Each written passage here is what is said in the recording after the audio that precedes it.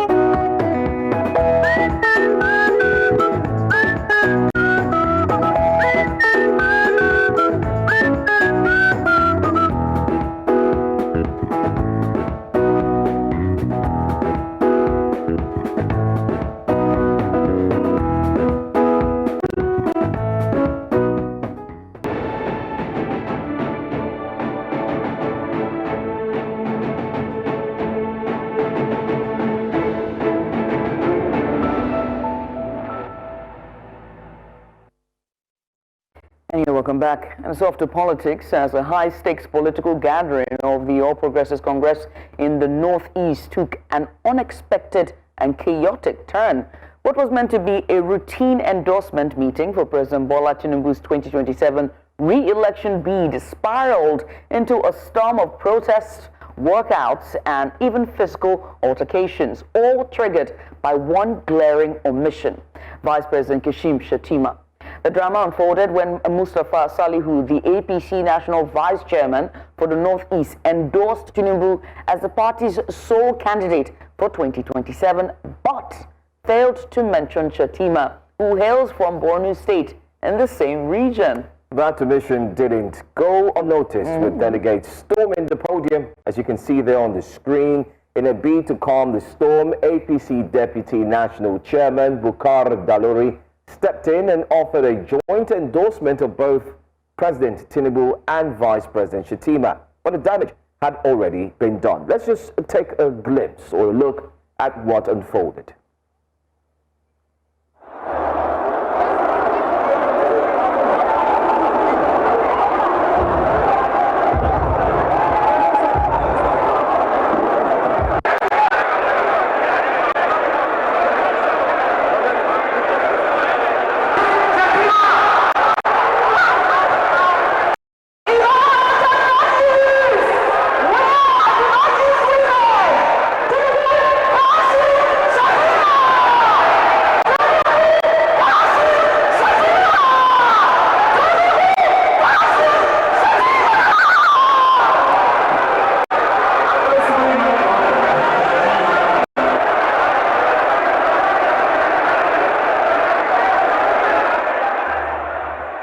Analysts say this incident exposes deep fractures within the APC, especially in the Northeast, where Shettima enjoys strong grassroots support.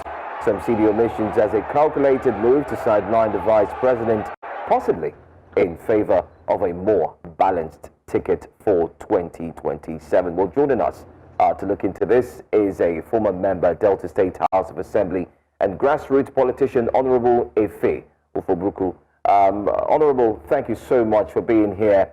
It's right that we speak to you as a member of the current ruling party. Not just that, but because we've seen members of the opposition party cross carpet into the current ruling party, especially members from your side of the country, your state. But can you quickly describe to us what may be happening in the APC? Are there any internal fractions, especially looking at it from the northern part of the country? Okay. Good morning, Nigerians. Thank you, News Central TV, for having me. Let me say that our party, the All Progressives Congress, APC, whether you like it or not, is a beautiful bride, and the political gladiators are like suitors. All of them are trying to cut the bride. So you should expect some level of competition. But quickly, let me address the issue that transpired in the Northeast. I think it's just a clear case of either mischief-making or ignorance. Because first, the president has not come out to say that he's running for a second term. Any form of endorsement he enjoys today, either from the Northeast, the South-South, the Southwest, the Southeast, the National Assembly, all these are calls for him to run for a second term. Because he's a Southern Nigerian currently, occupying the office of president. Some of us believe that it's the turn of the South, and it's just proper that the South should do 2 terms, which is 8 years. And you look at proximity, as an incumbent president, a sitting president, is the nearest man to the finish line than anybody who may want to come from the back.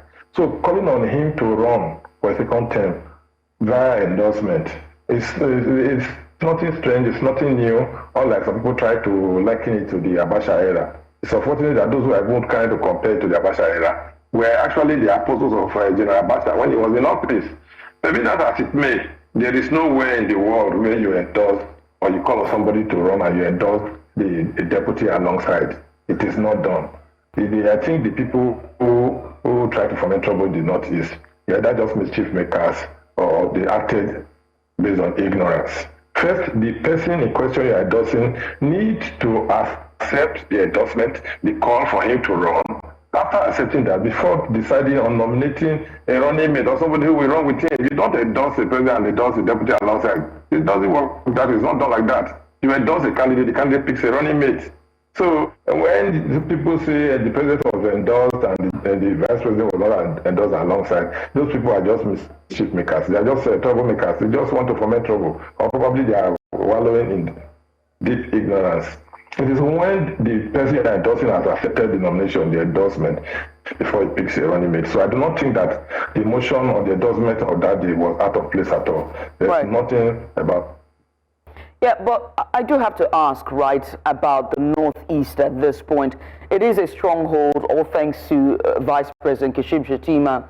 Now, with what we've seen displayed at that summit, one thing is clear. The Northeast is loyal, not to the party, but to Kashim Shettima. Do you see this as well? Does the party now appear to be marginalized regarding the ranking, the high-ranking members of the party, and especially the presidency and the vice presidency? Okay, I think it's important that we get something straight here. You cannot run for the office of vice president. You cannot pick a nomination form or expression of interest form to say, I will run for vice president.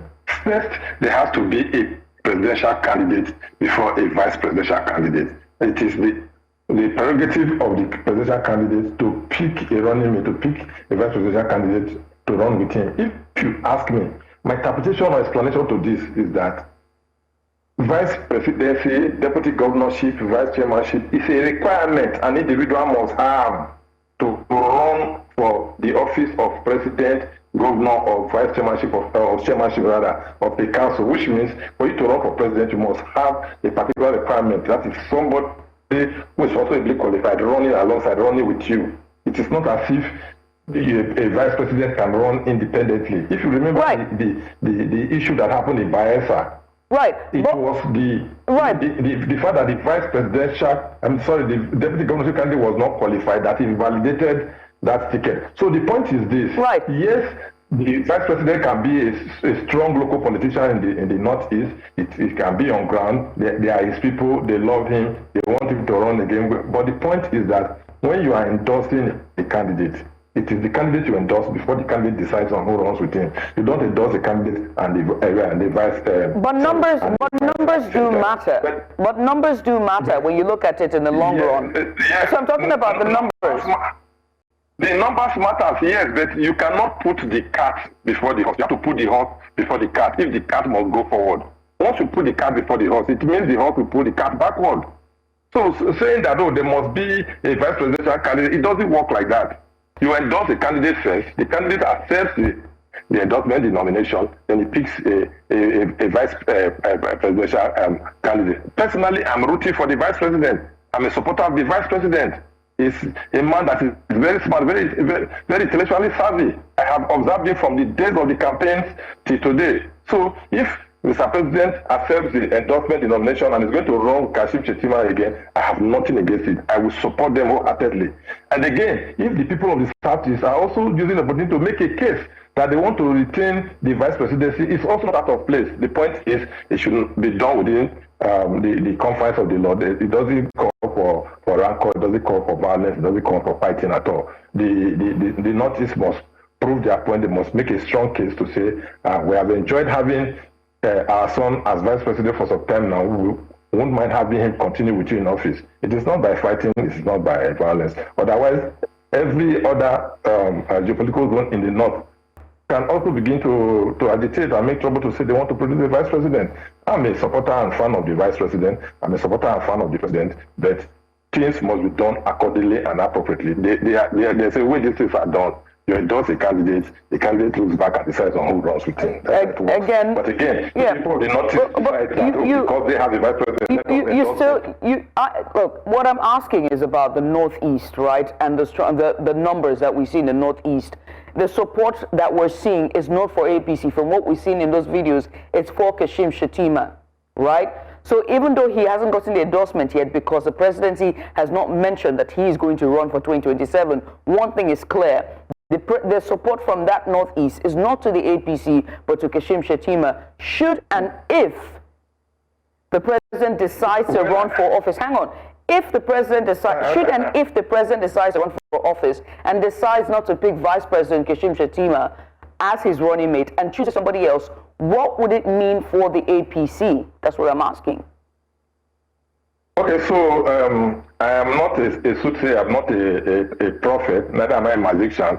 I am not in the mind of the president to decide or to know what he is planning to do, as the case may be, because he has not even accepted the endorsement or the call for him to run for a second term. But like you said, that what you think is that the agitation, the support you saw from those videos, is a support for Vice President Kashim Shettima. Beautiful. The interesting part of it is that Vice President Kashim Shettima is a member of the APC. So if the support is for Vice President Kashim Shettima, Vice President Kashim Shettima is a member of the APC, it means the support is for the APC. So the point is, if he is on the ticket again for the second time, it further strengthens our party and gives us a better chance. But what I'm trying to say is that, there's a local saying in my place that it has the pocket is not bent here, not to talk about the oil spilling. That's just the truth. It's not bent here, so you cannot be saying that the oil is spilling. The oil has not spilled at all. It is not out of place for the people of the Northeast to show their support by saying that as we are endorsing Bola Tinubu, the President of the Federal Republic of Nigeria, we are also endorsing our store alongside. It is not out of place. All right, it is their right to so do, especially since their place. But be that as it may, it does not necessarily have to degenerate into rancor or crisis or violence. No, it's not necessary. Okay. Everyone that is doing that is either just a mischief maker or an ignorant person. All right, so are you, in other words, I mean, my line of questions will start with, you said it's done by mischief. Who are these mischief makers? Are they members of the same political party that we saw in those videos? Or is it someone from outside of the political party that you refer to as mischief makers? I think it's important here that we put it in the proper perspective. What I try to say is that some persons just want to, sometimes people can be, how do I put it? They don't want to climb more than they believe.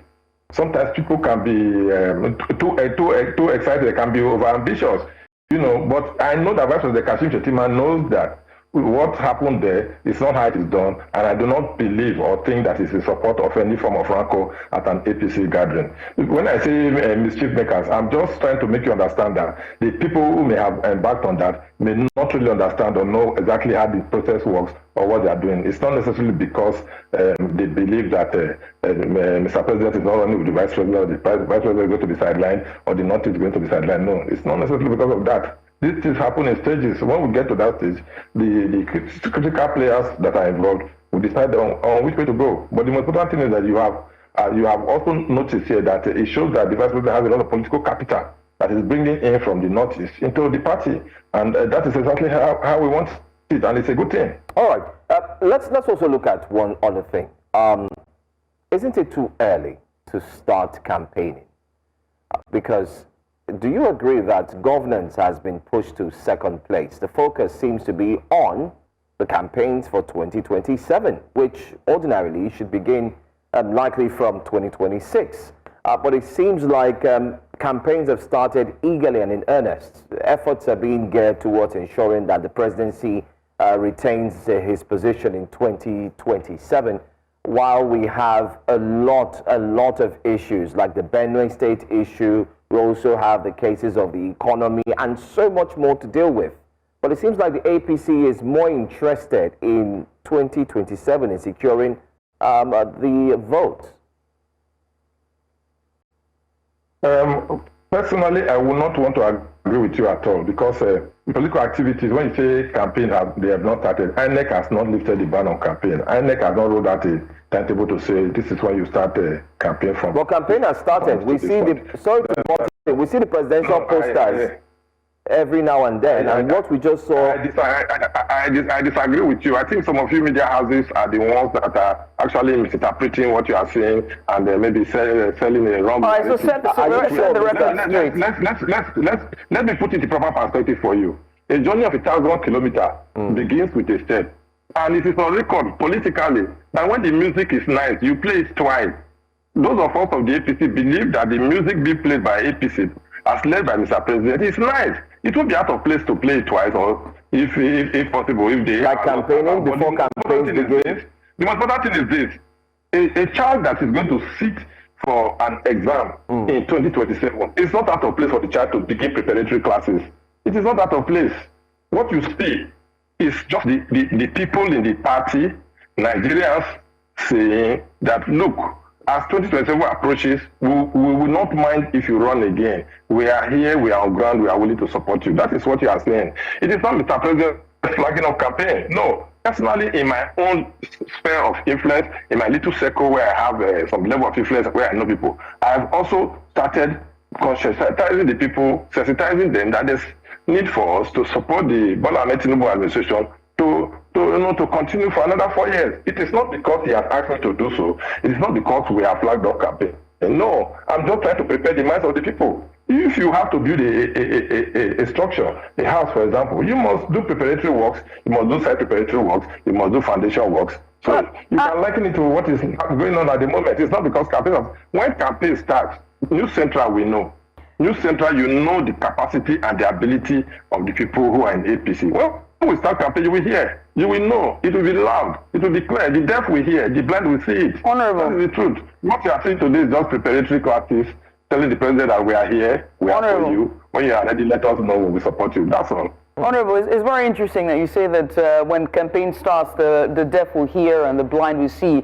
It begs to ask the question: what are we seeing now regarding, the endorsements and the rhetoric and body language that we've so far seen, just heading towards not even just barely 2 years into this administration? But away from that, let's look at the APC itself and its structure and the mass defections we've seen from opposition parties, as well as the strongholds that was once the PDP that have now become fully flying the colors of the APC and standing on the mandate of President Bola Tinubu.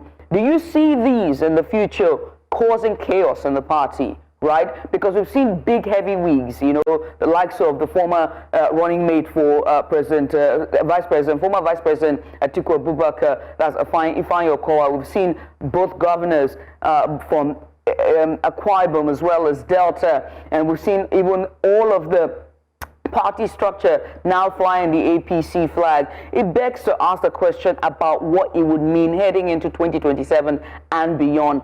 Can this umbrella cover all of these big wigs in the future? Are you certain it will? Thank you very much. Let me quickly say here that we are not of the umbrella. And the last time I checked, the umbrella is torn, completely torn. Only the handle is left. And like you mentioned, Senator Dr. Efe Ofobruku, the running mate to come over to the Atiku Abubakar, he himself knows that the umbrella is torn. So he had to drop the handle. There's no more covering, hence he came into the... All right, so as you've been... I agree with you. I agree with you totally that the number of strong men in the APC, now, especially in Delta State, has increased. So the contestation will be tougher, will be hotter, and there'll be a lot of power pool within the party. But what I can assure you is that no matter the power pool that will take place in 2027 in APC in Delta State, one thing is sure: only one person can occupy an office at a time. It actually makes our party stronger in Delta, and it makes the work easier. The most difficult part of the work is going to be the primaries within the party, because there are a lot of strong men are now in the party. Once we are able to overcome that, which I know we will, then the election will be a walkover. But let me say this. Once upon a time, if you look at the pattern in Nigeria from 1999 to date, there's no time people did not migrate from one party to the other. There's no time. People once migrated from APP, MPP, and others to PDP. Right. People once migrated from Alliance for Democracy to PDP. Politicians want to win elections. Right, so and that's what we saw. Possible. I mean, if you're going to cite primaries, I know we're out of time. Just very quickly, just so we can straighten things out, right? If you're going to cite primaries and just quelling tensions and making sure that the party moves forward and the interest of the party is at heart, we have seen individuals like the G5 from the PDP and Wike. Are you certain that we would not see individuals such as that or characteristics like that come out at the primaries in 2027? From the APC, with persons who are discontent with the treatment of the APC, as we're seeing these big wigs migrate to this party? Okay, so I know that is the wishful thinking of naysayers and people who are opposed to the fact that our party is gaining ground. But let me quickly throw this at you. If you have people pulling out, maybe say like a G5 pulling out of APC, where are they pulling out to? Because in the days when people pulled out of the PDP, there was a credible alternative then, the APC. That was why some came as MPDP, some came as former MPP, some came as a part of DPP and part of APGA. Of course, the ACM bloc and the CPC bloc to form the APC. But I'm saying to you, look around the political terrain. The alternatives that we have are all fragmented. Take a look at Labour Party. You have the Peter Obi Labour Party and you have the Abure Labour Party. Take a look at PDP. You have the pro Atiku or anti-Wike PDP, and you have the Wike-led PDP. So you ask yourself, when you pull out, where are you pulling out to? To nowhere. So it will be a case of jumping from the fire pan into the fire. So whereas people are speculating that, I do not see the possibility of that working out, because there's actually no party that is as stable as the All Progressives Congress of Nigeria today. In the country, there's no party that is as stable as the APC. All the other parties are, fighting to share the carcass that is left of it. So, like I said, for Delta, the contestation within the primaries, once we overcome that, then we are good to go for the general elections. Well, long shall that stability reign, Joe. Anyway, that's right. Thank you so much, Honorable Ofobruku, for speaking with us. I'm sure if we had more time, we would continue to dissect this back and forth. But then again, I'm sure you did mention Nigerians have supported and have campaigned for the president. You mentioned the party, APC, and Nigerians. I just wanted to clarify that we can't speak for all Nigerians, just in case. I did get a message from a Nigerian who said, please tell the guest that it's not all Nigerians. So I just wanted to clarify that. Thank you so much. When I say Nigerians, I'm looking at the general scale. I'm not saying 100% that every human being in Nigeria is rooting for the president. No, that is why we have other political parties. People have a right to differ, not to support the president. But I'm saying, when I say Nigerians, you know what I'm talking about. Yes, I bring you in the context, but many of us, those who know how we have fared so far and where we are going, we are saying that let us continue so that we can get out of the abyss where we found ourselves. That's it. Thank you so much for your time. We look forward to speak with you again. Thank you.